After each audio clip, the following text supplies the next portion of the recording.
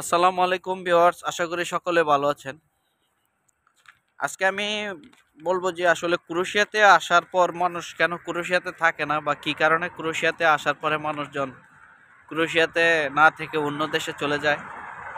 তো এটার অন্যতম একটা বড় কারণ হচ্ছে ক্রোয়েশিয়াতে আসার পরে ক্রোয়েশিয়াতে যারা আসে অধিকাংশই দেখা গেছে ম্যাক্সিমাম একটা এজেন্সির মাধ্যমে বিভিন্ন কোম্পানি থেকে পারমিট বের করে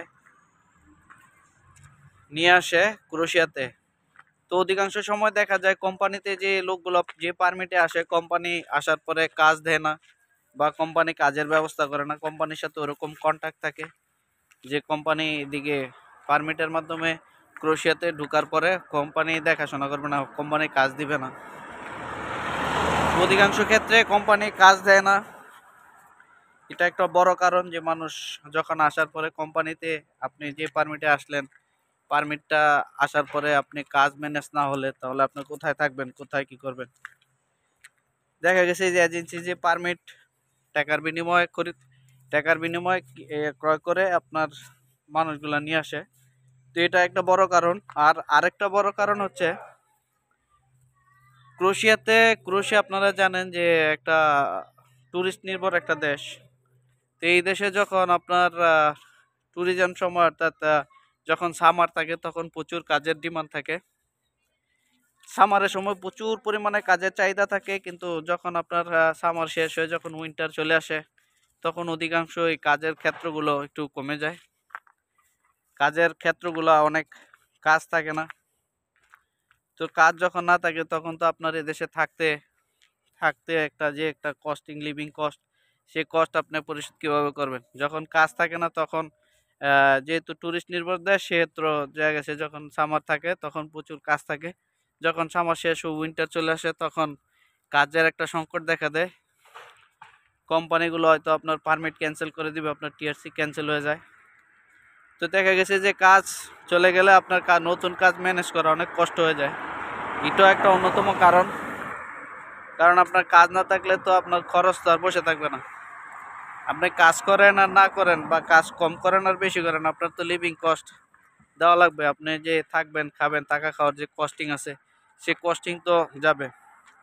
তো আপনার কাজ কারণে এই কারণে মূলত আপনার ক্রোয়েশিয়াতে লোক আসার পরে মানে কাজ ম্যানেজ না করতে পারে বাধ্য হয়ে দেখা গেছে মানুষ বাধ্য হয়েই অন্য দেশে মুভ করতে বাধ্য হয়। কারণ কাজ না থাকলে আপনি চলবেন কিভাবে।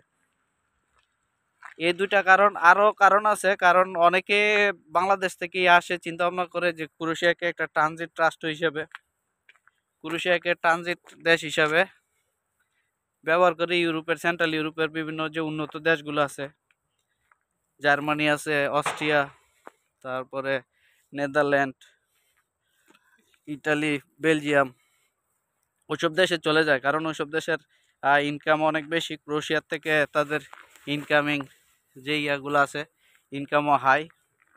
তো অনেকে এই দেশটাকে ট্রানজিট হিসাবে ব্যবহার করে। তারা ক্রোয়েশিয়াতে এসে হয়তো যে যেভাবে পারে ভিসার মেয়াদ থাকতে থাকতে হয়তো ইয়ারে চলে যায়। আর ইয়ারে তো যাওয়াটা একটু ঝামেলা বর্তমানে।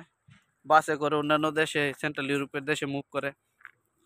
আবার অনেকে দেখা গেছে ক্রোয়েশিয়ার বিষয়ে সরাসরি ইটালিতেও ফ্লাই করে। এরকমও দেখেছি যে এক দুজন লোক ভিসা হচ্ছে ক্রোয়েশিয়ার, তারা ডাইরেক্ট ইটালিতে ফ্লাইট করেছে।